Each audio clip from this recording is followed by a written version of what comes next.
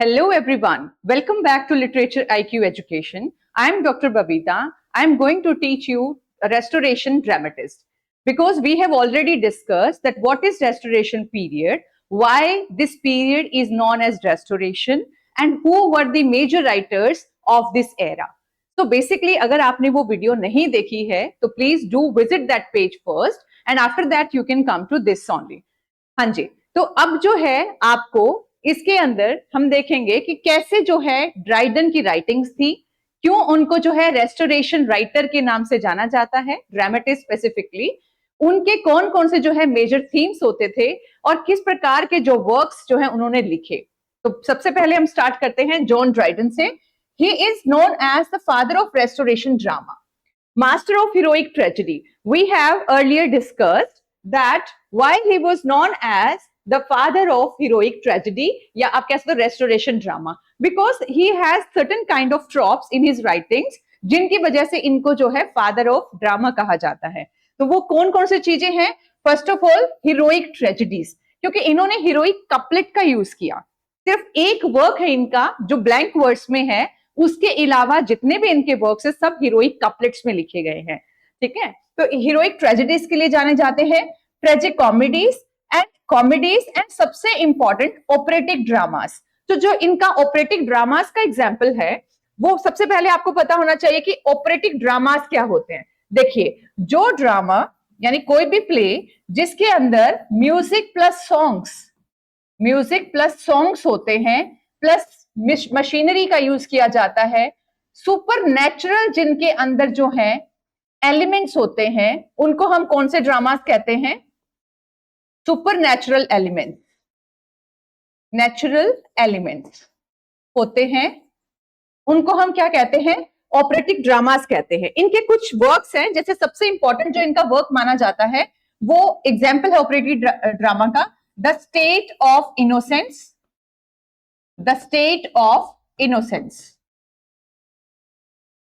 एक और इनका एग्जाम्पल है जो क्वीन वाला था, द इंडियन क्वीन. और भी इनके वर्क्स हैं, बट ये जो मेजर वर्क है इनके ये 2 जो कि ऑपरेटिक ड्रामा के सबसे अच्छे एग्जाम्पल माना जाता है. देखिए, इनके अंदर म्यूजिक, सॉन्ग्स, मशीनरी और सुपरनेचुरल एलिमेंट्स जो हैं वो शामिल किए गए थे. इसलिए कुछ इनके ड्रामास उनको क्या कहा गया है? ऑपरेटिक ड्रामास कहा गया है, जिसमें 2 एग्जाम्पल मैंने आपको दिए. The state of innocence, yes, this is written by Dryden himself. आपको ये पहली बार देखने को मिल रहा होगा कि स्टेट ऑफ इनोसेंस भी कोई वर्क है और ड्राइडन ने लिखा है. It is important. The Indian queen, जो आपने जो है इंडियन एम्परर जो है इनका एक वर्क, औरंगजेब आपने इनका एक वर्क पढ़ा होगा, जो इंडियन जो है एम्परर पढ़ा होगा. तो द इंडियन क्वीन भी इन्हीं का वर्क, और ये एक ऑपरेटिक ड्रामा का सबसे अच्छा एग्जाम्पल है. आगे देखिए, इन्होंने जो है रेस्टोरेशन हीरोइक ड्रामा जो है उसको शेप करने का काम किया. कैसे? राइम्ड हीरोइक कपलेट्स होते हैं इसके अंदर, जैसे इनको आयम्बिक पेंटामीटर में लिखा जाता है. हमने इसको पहले भी डिस्कस किया है, व्हाट इज आयम्बिक पेंटामीटर. तो इसमें क्या होता है, 5 के जो है 5 सिलेबल यानी टोटल 10 सिलेबल्स होते हैं इसके अंदर, और अनस्ट्रेस एंड स्ट्रेस के 5 जो है पेयर होते हैं. तो इसलिए इनको क्या कहा जाता है? आयम्बिक पेंटामीटर में राइम्ड हीरोइक कपलेट्स के साथ लिखा हुआ माना जाता है. इनके जो थीम्स होते हैं वो पेट्रियोटिक थीम्स होते हैं, ग्रैंड थीम्स होते हैं, मैग्निफिसेंट स्पीचेस जो है अपने प्लेस के अंदर इन्होंने यूज की हैं. लव एंड ऑनर की ये बात करते हैं. इनके हीरोज नोबल होते हैं, ग्रैंड होते हैं. पॉलिटिकल कॉन्फ्लिक्ट्स के ऊपर भी इनके वर्क्स हैं. Spectacular stage effects. देखिए, अगर आप ये सब चीजें यानी music, songs, machinery, supernatural elements अगर आप अपने प्ले के अंदर डालेंगे तो ऑब्वियसली आपका प्ले कैसा बन जाएगा? स्पेक्टेकुलर. और उसका इफेक्ट भी कैसा होगा? स्पेक्टेकुलर इफेक्ट्स होगा. That's why we call him master of heroic tragedy. तो basically you get this idea कि जॉन ड्राइडन जो है वो रेस्टोरेशन पीरियड में लिखा करते थे. उनके हमने डिस्कस कर लिया कि why he has called the father of why he was called the father of restoration drama. इनके जो ड्रामा है वो अराउंड कब आए थे? 1660 during the rain of Charles II के टाइम आए थे. इन्होंने ये जॉनरा में जो है लिखा है और इन्होंने ये कंट्रीब्यूशन दिया है, इस वजह से इनको इतना प्रिविलेज दिया जाता है. Moving on to the next slide. देखिए, वी हैव सम फीचर्स कि जिसकी वजह से we can call him the master of English tragedy. देखिए इनके जो राइटिंग स्टाइल है उनमें सबसे ज्यादा हमें क्या मिलता है, हीरोइक ड्रामा देखने को मिलता है। इनके ऊपर कुछ फ्रेंच इन्फ्लुएंस है जो बहुत इंपॉर्टेंट है आपके लिए जानना बहुत जरूरी है कि कौन से टू राइटर्स थे, फ्रेंच राइटर्स थे जो इंपॉर्टेंट हैं। उसके बाद जो है रेस्टोरेशन कॉमेडी के एलिमेंट्स जो हैं उनके बारे में आपको पता होना चाहिए कि कौन कौन से रेस्टोरेशन कॉमेडी के एलिमेंट्स इनके वर्क्स में हमें दिखाई देते हैं। तो बेसिकली अगर हीरोइक ड्रामा की बात करें तो ये हीरोइक कपलेट्स में लिखे जाते हैं। मैंने अभी आपको बताया कि आयम्बिक पेंटामीटर में, जिसमें अनस्ट्रेस एंड स्ट्रेस, जिसके लिए शेक्सपियर भी जाने जाते हैं, तो वैसे ये लिखा करते थे। हीरोइक वॉरियर्स एज प्रोटैगनिस्ट इनके होते हैं, यानी जो इनके हीरो होते हैं वो वॉरियर्स होते हैं जो भी इनके प्ले हैं उनके अंदर। Conflict between love and honour जो है इनका रहता है, जो थीम है उनका conflict between love and honour. इनकी स्पीचेस जो है वो बहुत ही लॉन्ग एंड मैग्निफिसेंट स्पीचेस होती हैं, और इनकी जो सेटिंग है, यानी जैसे आप इनके वर्क्स की सेटिंग देखोगे तो बहुत ही एक्सोटिक सी सेटिंग इनके वर्क्स की रहती है, इनके प्ले की रहती है। उसके बाद glorification of monarchy and heroism. As I told you yesterday कि ये क्या करते थे, ये एक तरह से चैमिलियन पॉइंट थे।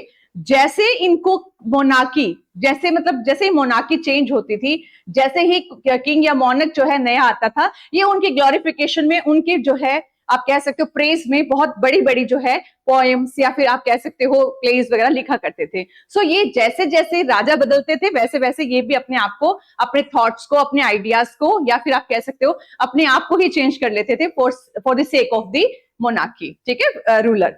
तो ये आप जो है कह सकते हैं glorification of monarchy and heroism, ये इनका सबसे इंपॉर्टेंट था, ये आपको ध्यान रखना है। रेस्टोरेशन कॉमेडी, देखिए on the return of Oliver Cromwell, this जैसे ही चार्ल्स फर्स्ट को हैंग किया गया, ओलिवर क्रॉमवेल आया, कॉमनवेल्थ पीरियड, प्यूरिटन इंट्रैगनम जिसको कहा जाता है।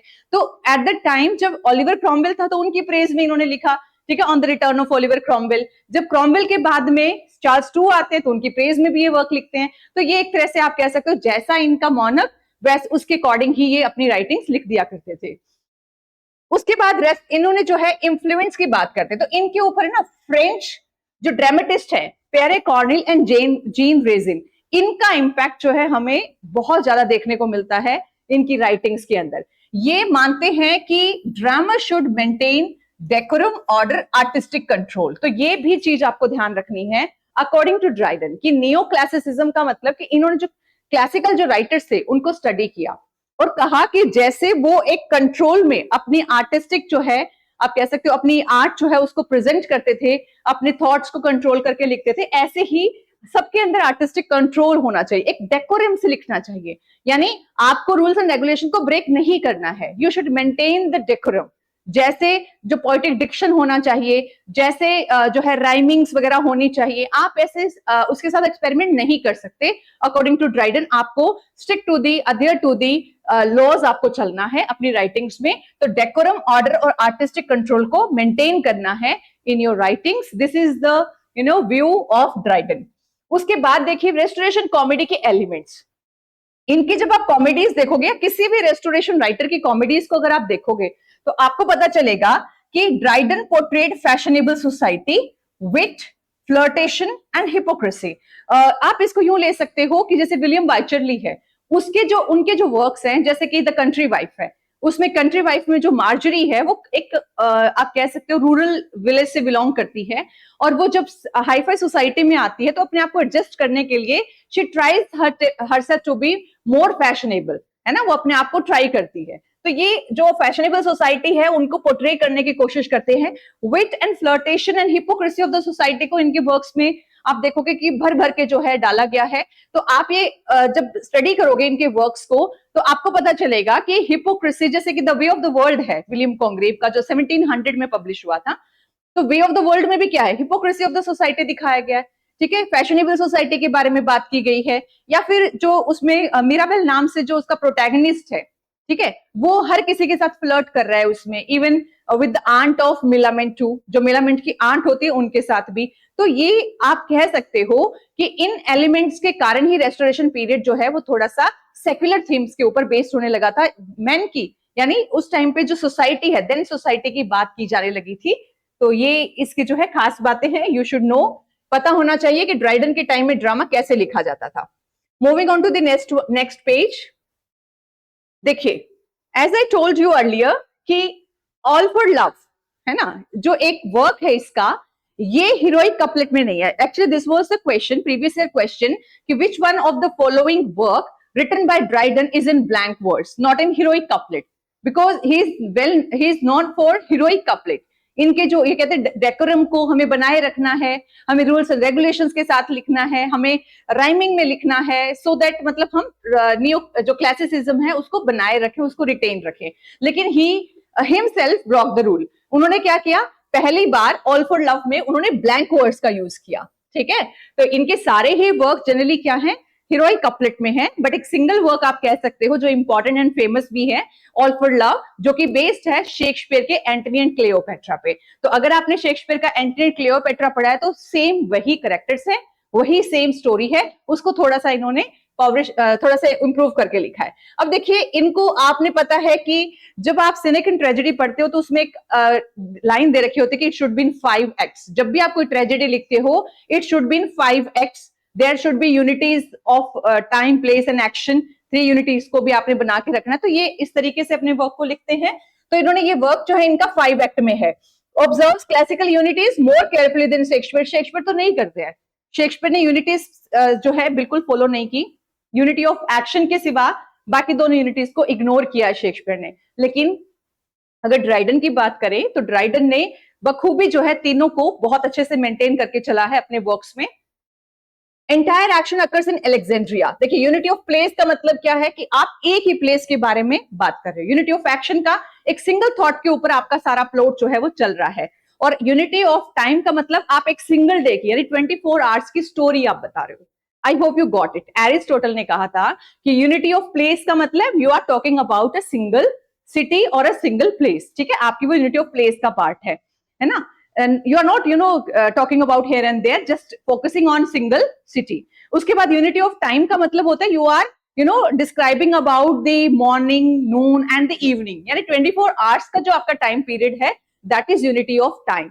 And unity of जो है आपका action का मतलब you are describing the events or the actions of the single action of the character. तो आप उसको कह सकते हो कि that is the unity of action. तो ये यूनिटीज को जो है बहुत अच्छे से मेंटेन करके चलते हैं। Uses blank words. अब देखिए, राइम्ड कपलेट्स को ये फेवर करते हैं बहुत ज्यादा, अपने वर्क्स में आपको मिलेगी यही, लेकिन इन्होंने इसमें ब्लैंक वर्ड्स का यूज किया है। So this is going to be again very important question, आपको इसे ध्यान रखना है। तो मार्क एंटनी आपको पता होना चाहिए, ये जैसे शेक्सपियर में पढ़ा होगा आपने, Roman hero torn between love and duty. ये रोमन हीरो है जो love and duty, because he is in love with Cleopatra जो क्वीन ऑफ इजिप्ट है ना। तो ये इस एम्बिगियस कंडीशन में है, क्योटिक सिचुएशन में है कि मुझे मेरी ड्यूटी निभानी है एज अ रूलर या मुझे अपना लव निभाना है as a lover to Cleopatra. तो इन दोनों के बीच में वो बिल्कुल क्योटिक सिचुएशन में, क्योस में जो है वो रहता है हर टाइम। तो आपको ये थोड़ा सा पता होना चाहिए। ऑक्टेवियस सीजर एंटनी का पॉलिटिकल राइवल होता है। ठीक है, वो एंटनी का ऑक्टेवियस सीजर जो है वो पॉलिटिकल राइवल है, मतलब दुश्मन है। अब इसमें एक्ट वाइज देखते, देखो एंटनी जो है उसने रोमन को जो है अबेंडन कर दिया, मतलब त्याग दिया। क्यों त्याग दिया? देखो, जब बात आई लव एंड ड्यूटी को तो उसने for the sake of love उसने ड्यूटी को अबेंडन कर दिया, क्योंकि ही लव्स क्लियोपेट्रा। और उसका जो लॉयल फ्रेंड है Ventidius urges him to return to honour and military duty. लेकिन उसका जो फ्रेंड है वेंटिडियस, वो क्या चाहता है? वो कहता है कि तुम्हें अपनी ड्यूटी को फर्स्ट प्रायोरिटी देनी चाहिए, you should prioritise your duty then your love. ठीक है, बट वो उसकी नहीं सुनता। ये फर्स्ट था। एक्ट 2 में क्या होता है, Antony attempts reconciliation with Octavia जो उसकी वाइफ थी। देखिए, ये आपको ध्यान रखना है कि ऑक्टेविया जो है वो उसकी पहली वाइफ होती है, बट उसकी लवर जो है दैट इज क्लियोपेट्रा। तो वो क्या करता है, वो रिकंसिलिएशन करने की कोशिश करता है, क्योंकि उसका राइवल कौन बन जाता है? ऑक्टेवियस सीजर उसका राइवल बन जाता है। तो ऑक्टेविया जो है उससे वो कोशिश करता है कि मैं वापस से रिकंसाइल कर लूं, मतलब उसको फिर से अपना लूं। क्लियोपेट्रा को ये बात पता चलती है तो वो जेलस हो जाती है और इमोशनली ब्रेक हो जाती है। तो देखिए, क्लियोपेट्रा जो है वो ऐसा करने नहीं देगी उसको। एक्ट 3 जो है, पॉलिटिकल टेंशन इंक्रीज हो जाती है, क्योंकि वो नहीं चुन पाता एंटनी किसके बीच में, रोम एंड क्लियोपेट्रा। देखिए, एक तरफ तो पूरा एक स्टेट है उसका, वो एक रूलर है, उसका एक मॉरल ड्यूटी बनता है टुवर्ड्स हिज किंगडम, बट वो किसको, वो ड्यूटी के बीच में पॉलिटिकल जो है इंट्रीग क्रिएट होता है यहाँ पे ड्यूटी के बीच में और क्लियोपेट्रा के बीच में, वो जो है टेंशन क्रिएट होने की वजह से वो सोल्यूशन नहीं कर पाता, वो नहीं समझ पाता कि उसे क्या करना चाहिए, ठीक है ना, वो दूसरों की सुनता। एक्ट 4 में क्या होता है, misunderstandings and suspicions grow, Antony believes Cleopatra has betrayed him. Actually जब आप पढ़ोगे you will come to know कि एक टाइम ऐसा आता है कि उसे लगता है कि क्लियोपेट्रा जो है उसको जो है बिट्रे करने की कोशिश कर रही है, तो वो उसको छोड़कर चला जाता है। बट एक्ट 5 में क्या होता है, एंटनी कमिट्स सुसाइड, उसे जब पता चलता है कि क्लियोपेट्रा की डेथ हो गई है। लेकिन जब क्लियोपेट्रा को पता चलता है कि मतलब she was faking her death, जैसे हमने पहले भी डिस्कस किया था एंटनी क्लियोपेट्रा में, जब उसे पता चलता है रोमियो एंड जूलियट में, जैसे जूलियट जो है वो स्लीपिंग पिल्स ले लेती है और उधर जूलियट रोमियो को लगता है कि शी हैज डाइड, वो उसे लगता है कि सच में मर गई है ना, लेकिन वो होता ये है कि वो जूलियट जो है वो सच में नहीं मरी होती, वो स्लीपिंग पिल्स लेके बेहोश हो रखी होती है, नींद में होती है। लेकिन जब उसे समझ नहीं आ रहा होता तो वो खुद भी सुसाइड कर लेता है। लेकिन जैसे ही होश में आती है, उसे पता चलता है कि रोमियो की डेथ हो गई, तो वो खुद भी जो है सुसाइड कमिट कर लेती है, जस्ट लाइक क्लियोपेट्रा। क्लियोपेट्रा के साथ भी ऐसा ही होता है। क्लियोपेट्रा क्या करती है, वो अपने आप को पॉइजन दे करके, स्नेक्स का पॉइजन, उससे अपने आप को कटवा लेती है और इसका ट्रेजिक एंड हो जाता है। देखिए आपका जो एक एक्शन है, means the first mistake he has committed, first of all he was already married, है ना, after that he was in extra marital affair, and इससे भी इंपॉर्टेंट कि वो एक रूलर था, उसका जो अपने किंगडम के प्रति जो उसका रिस्पॉन्सिबिलिटी थी वो उसे नहीं निभा सका, because he was confused between his love and his duty, so he should choose duty over his love. तो इससे क्या था कि आपको ये जो कह सकते हो कि उसका एक स्टेप जो है जिसकी वजह से उसे क्या हुआ, अपना डिजास्टर देखना पड़ा, अपना डिस्ट्रक्शन देखना पड़ा। So he met his doomsday due to his wrong decisions. तो आप कह सकते हो कि ये जो है विलियम शेक्सपियर के ही एंटनी क्लियोपेट्रा पे बेस्ड है, और ये शो करता है कि यहाँ पर कि एक हीरो जो है वो torn between love and duty, जिसकी वजह से उसका डिस्ट्रक्शन हो जाता है। Moving on to the next slide, we have again very important work written by Dryden, that is the conquest of Granada. ये इसका हीरोइक ड्रामा है, क्योंकि देखिए पिछला हमने पढ़ा कि that was written in blank tragedy, blank verse, है ना। यहाँ पे जैसे कि लिखते थे अपने रूल्स पे ही कायम है हीरोइक ड्रामा, लेकिन ये किस में है, 2 पार्ट्स में डिवाइडेड है, और हर पार्ट में क्या है, एक्ट्स इन ईच पार्ट, यानी जैसे 2 पार्ट्स में डिवाइडेड है। ये जो कंक्वेस्ट ऑफ ग्रेनेडा है इसका पार्ट 1 और पार्ट 2, और जो पार्ट 1 है इसमें भी 5 एक्ट्स है, क्योंकि ये अडेयर टू स्ट्रिक्ट रूल्स, है ना, वो रहते थे। इसमें भी 5 एक्ट्स है, क्योंकि एक ड्रामा को कितने एक्ट्स में होना चाहिए, 5, तो इसलिए वो अपने वर्क्स को 5 एक्ट्स में रखते थे। And written in heroic couplets, यानी इनको भी आयम्स में लिखा गया है, आयम्बिक पेंटामीटर में लिखा गया है। तो आप देख सकते हैं कि कॉन्क्वेस्ट ऑफ ग्रेनेडा भी फॉलो करता है क्लासिकल यूनिटीज को भी, क्लासिकल राइटिंग्स को भी। इसके अंदर कैरेक्टर्स जो है, देखिए आपको पता है कि जब भी हीरोइक ड्रामा है, इसका मतलब उसका जो प्रोटैगनिस्ट होगा वो हीरोइक वॉरियर होगा। तो यहाँ पे कौन है, एल्मेंजोर, एक है एल्मेहाइट, उसके बाद है बॉबिडलीन और अब्दुल्ला। तो ये जो है 4 कैरेक्टर्स हैं। इसकी स्टोरी क्या है, देखिए पार्ट 1 में हमें पता चलता है कि ग्रेनेडा जो है is threatened by civil war between rival Moorish factions. Almanzor, a brave and almost superhuman warrior, supports Bobbidilin. Almahide is loved by Almanzor, though she belongs to another. अब देखिए क्या है कि ये जो मूरिश जो फैक्शंस है, मतलब इसमें जो है दो, एक कम्युनिटी एक ही है बट वो 2 फैक्शंस में बटी हुई है मूरिश नाम से। तो एक में तो कौन है, एक साइड तो है एल्मेंजोर और दूसरी साइड है ये Almahide, means she is the female protagonist, ठीक है। तो ये जो एल्मेहाइड है और एल्मेंजोर, जैसे कि रोमियो एंड जूलियट दोनों अलग अलग, मतलब एक कैपुलेट फैमिली से होता है, ठीक है, एक दूसरी फैमिली से, दोनों आपस में एनिमी होते हैं, तो इनका भी ऐसा ही कुछ होता है, ठीक है। एल्मेंजोर जिससे बिलोंग करता है, जिस कम्युनिटी से, एल्मेहाइड जिस कम्युनिटी से बिलोंग करती है, वो सेम है, बट उनके बीच में भी फ्रैक्शंस हैं, है ना, हो सकता है अलग अलग फैमिलीज हो और आपस में उनका झगड़ा हो। एल्मेंजोर जो बहुत ही ब्रेव होता है, और जो वो जो है क्या नाम था, एल्मेहाइड जो है उसको लव करता है। तो आपको इतना ध्यान रखना है इस पार्ट के अंदर। अब देखिए आगे क्या होता है, पॉलिटिकल कॉन्स्पिरेसीज हो जाती हैं, मतलब पॉलिटिकली जो है कुछ प्रॉब्लम्स क्रिएट हो जाती हैं। Almanzor's identity and noble birth are revealed. Love conflicts and battles continue until Grenada finally falls. अब देखिए प्रॉब्लम्स क्रिएट हो जाती है, एल्मेंजॉर जो है उसको पता चलता है कि वो जिस कम्युनिटी में है वो उस कम्युनिटी का था ही नहीं, ठीक है। तो अपने आप प्रॉब्लम्स जो हैं वो सारी की सारी जो बर्थ रिलेटेड प्रॉब्लम्स हैं वो सारी की सारी रिवील हो जाती हैं। Love conflicts and battles continue जब तक कि ग्रेनेडा फाइनली फॉल नहीं हो जाता, मतलब ग्रेनेडा जो है जब तक उसका अंत नहीं हो जाता तब तक ये प्रॉब्लम्स चलती ही रहती हैं, चलती रहती है। देखिए जैसे हमने पढ़ा कि ऑल फॉर लव में क्या है, जब तक एंटनी एंड क्लियोपेट्रा लास्ट में जब तक वो उनका डेथ या डिस्ट्रक्शन नहीं हो जाता तब तक वो प्ले चलता ही रहता है। तो इसमें भी ऐसा ही कुछ है कि प्रॉब्लम्स तो चलती रहती है जब तक कि ग्रेनेडा फाइनली फॉल नहीं हो जाते। So that is the second part of this. उसके बाद देखिए इनके बारे में थोड़ा सा ब्रीफ कर देती हूँ जो अभी हमने पढ़ा था। ड्राइडन जो है इनके बारे में एक ब्रीफ सा नोट कि वो restoration father of restoration drama कहा जाता है उनको। इनके वर्क्स जो है बेस्ट ट्रेजेडी है ऑल फॉर लव जो कि लिखी गई है ब्लैंक वर्स में। इनका एक हीरोइक ड्रामा है कंक्वेस्ट ऑफ ग्रेनेडा जो 2 पार्ट्स में है और ईच पार्ट कंटेन्स 5 एक्ट्स जो कि यूनिटीज को भी बहुत अच्छे से बरकरार किए हुए है। इनका एक राइम्ड हीरोइक प्ले भी है जिसका नाम है औरंगजेब। तो औरंगजेब भी रिटन बाय ड्राइडन है, द इंडियन क्वीन भी रिटन बाय ड्राइडन है, तो आपको ध्यान रखना है ये। कॉमेडी ऑफ मैनर्स जो है इनका एक प्ले है मैरिज एला मोड, तो ये भी आपको ध्यान रखना है, again very important work written by Dryden. So all these 4 works here written over here are written by Dryden himself. Moving on to the next writer, again very important, ये आपको जो है क्वेश्चन इसका लास्ट टाइम जो जनवरी 2025 में जो paper हुआ था उसमें इसका क्वेश्चन था पेटुलेंट के ऊपर था कि एक 4 आपको लाइन दे रखी थी, उसमें आपको बताना था which sentence is incorrect in reference to the way of the world। तो आपको जो है अच्छे से पढ़ना है इस वर्क को। फर्स्ट जो है विलियम वाइटरले के बारे में पता होना चाहिए। He is not for comedy of manners and satire of hypocrisy.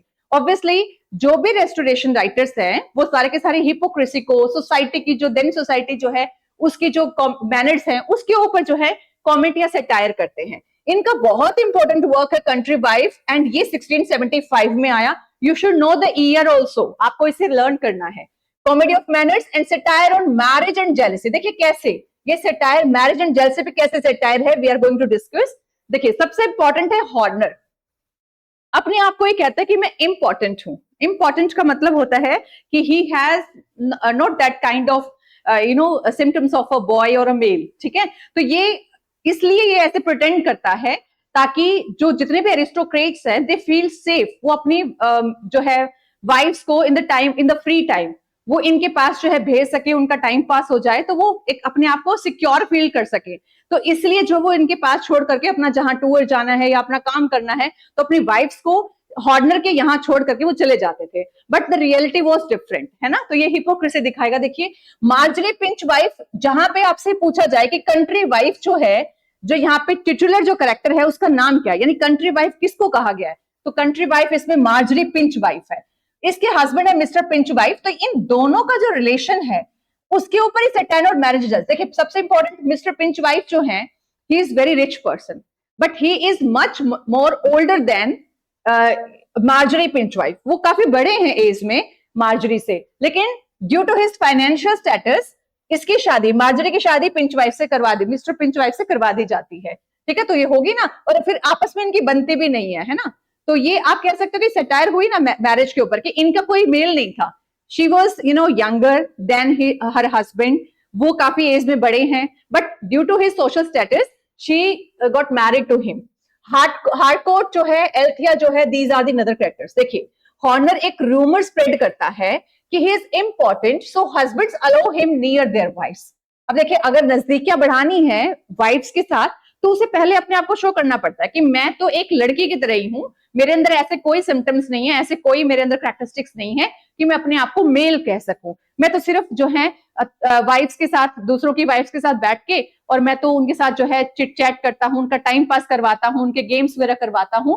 तो वो ऐसे कह करके सबको जो है चीट करता है। मीनवाइल इनोसेंट कंट्री गर्ल जो मार्जरी है वो इस करप्ट लंदन सोसाइटी में एंटर करती है, ठीक है। यहाँ पे हॉर्नर को टिपिकल रेक, देखिए सबसे इंपॉर्टेंट बात आपको ध्यान रखनी है कि जो रेक होते हैं, जो फोप होते हैं, फूल होते हैं, वो जैसे उनके नाम, जैसे उनके करेक्टर वैसे उनके नाम। तो यहाँ मार्जरी जो है बहुत ही नेव सी, बहुत ही भोली भाली सी कंट्री वाइफ होती है। तो ये भी जो है हॉर्नर के चंगुल में फंस जाती है, ट्रैप में। बट देन जो है जब इसके हस्बैंड को पता चलता है इसके थ्रू ही पता चलता है कि he is not a important person. तो वो सारा उसका जो है आप कह सकते हो रेवलेशन हो जाता है कि नहीं, मैं तो ऐसा जानबूझकर करता था, मैं इम्पोर्टेंट नहीं हूं। तो ये सब आपको कंट्री वाइफ के बारे में जनरल सा मैंने आइडिया दिया है आपको। You should visit LitCharts और SparkNotes to read the whole summary, so that आपको और आइडिया जो है इसका कन्वे हो जाए कि इसमें और क्या चीजें आप जो है डाल सकते हो। मैंने एक बेसिक आपको आउटलाइन दे दी।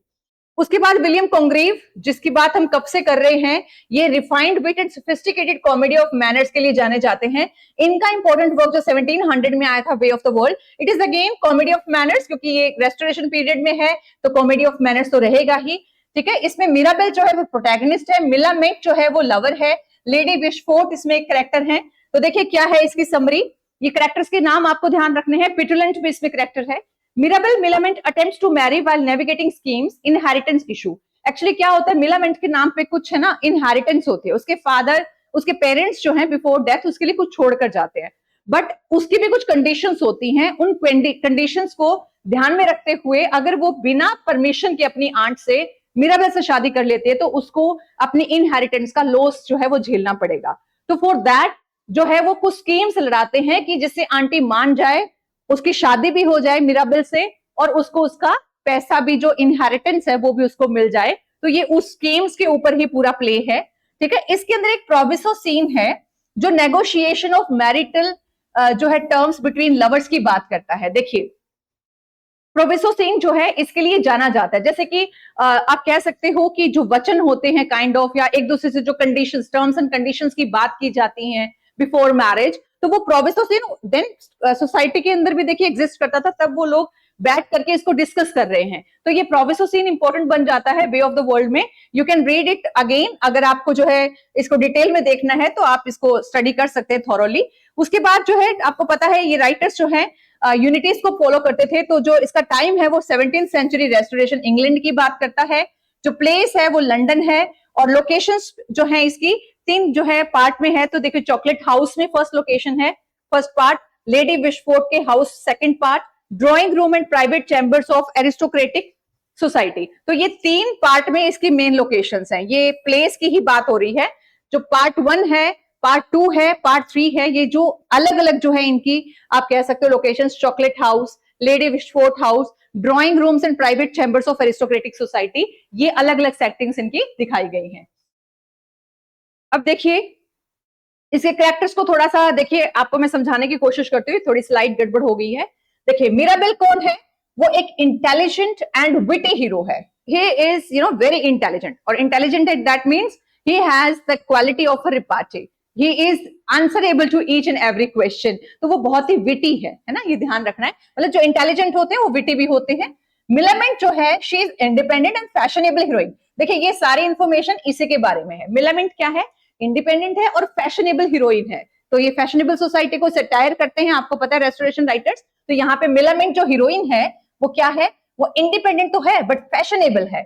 लेडी विशफोर्ट कौन है, ये old when window seeking admiration, ये इसकी आंट है। लेकिन इसकी एक प्रॉब्लम है, ये बूढ़ी हो चुकी है, ये विडो भी है, but she seeks for admiration, कि कोई उसको एडमायर करे। और इस बात का जब पता चलता है मिराबेल को, he was constantly flirting with her, उसको बार बार एडमायर करता है, सो दैट अगर जो है मिलामेंट की जो आंट है अगर वो खुश हो गई तो उनकी शादी आराम से हो जाएगी। बट जो आंट है, लेडी जो आपकी विशफोर्ड है, वो सोचती हैं उस फ्लर्टेशन को रॉन्ग वे में ले जाती हैं। उन्हें लगता है कि he is in love with her, और ये एक लव इंट्रीग जो है वहां पे क्रिएट हो जाता है।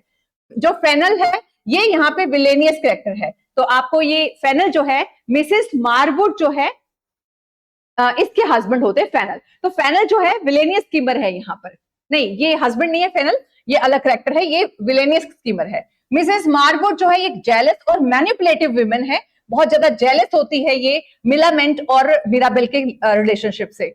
वेटविल जो है ये याद रखना है आपको, ये मिराबेल का सर्वेंट होता है, यानी मिराबेल के सर्वेंट जो प्रोटैगनिस्ट है उसके सर्वेंट का नाम क्या है, वेटविल। अब आपको पता है कि गॉसिप एक जो है रेस्टोरेशन कॉमेडी का, कॉमेडी ऑफ मैनर्स का एक एलिमेंट है गॉसिप। और वो गॉसिप किनके बीच में होती है, इन सर्वेंट्स के बीच में ही होती है ना। ऑनर्स की बात करते हैं ये, है ना। तो ये सर्वेंट्स के नाम आपको ध्यान रखने हैं कि वेटवेल कौन है, मिराबेल का सर्वेंट। फॉइबल कौन है? लेडी विशफोर्ड की मेड है, ये याद रखना है। जो मिलामेंट की आंट है, उनकी आंट के सर्वेंट का क्या नाम है? फॉइबल। और विटवुड कौन है? प्रिटेंशियस विट है इसके अंदर। और पेटुलेंट जो है वो एक फुलिश फैशनेबल जेंटलमैन है, ये भी आपको ध्यान रखना है। So these are the characters in the Way of the World. और थोड़ा सा मैंने समरी आपको बता दी है, you can go through it. Moving on to the next one, George Etherege, again very important writer.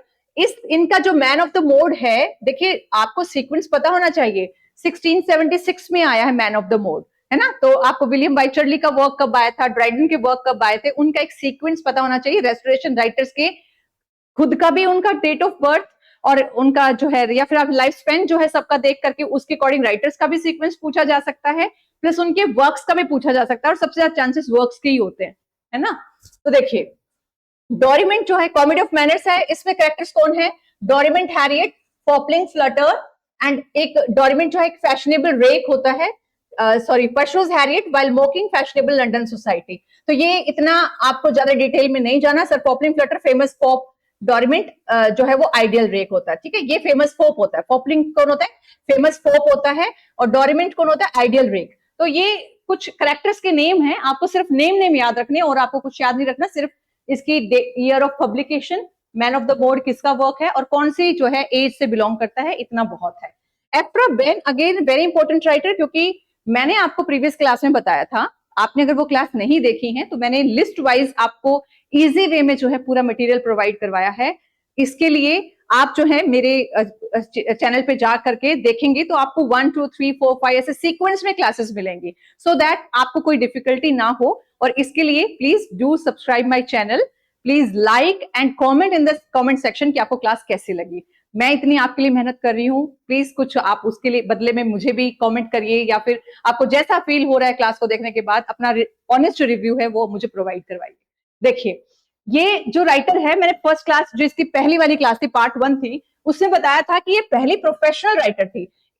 इसका मतलब कि इससे पहले राइटर्स लिखा करते थे, बट वो प्रोफेशनली नहीं लिखते थे। बीइंग अ वुमेन उसने पहली बार पैसे लेकर के, यानी अपनी अर्निंग्स जो है वो किससे करी थी? वो इन्होंने राइटिंग्स के थ्रू करी थी। तो जनरल जॉनरा आपको पता है, कॉमेडी ऑफ मैनर्स होगा, ये इंट्रिग कॉमेडी। इसमें Willmore, Helena, Florinda, group of English cavaliers seeks love and pleasure during carnival in Naples, and Helena cleverly resist social restrictions and pursue Willmore. तो ये Helena की और विलमोर की story है, आपको थोड़ा सा ध्यान रखना है। प्रोटैगनिस्ट है इसमें विलमोर, और हेलेना जो है इनकी कहानी है।